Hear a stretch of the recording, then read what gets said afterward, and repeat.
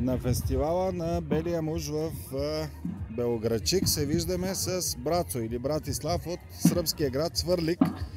Той е майстор на бел муж от другата страна на границата. Как се прави бел муж при вас? Evo, vidite, s tim što se pravi od mladog kravljeg sira, nesoljenog.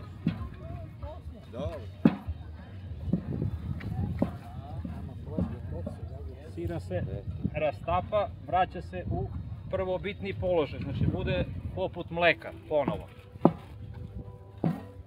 I onda mu se dodaje kukuruzno i pšenično brašno, da se masa sjedini. Да ви пустила масло.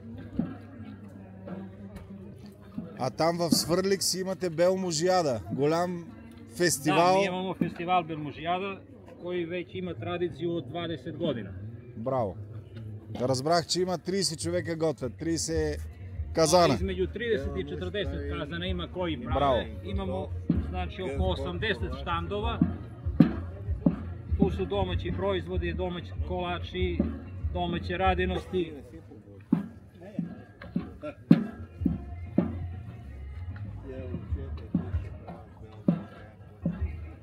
Браво!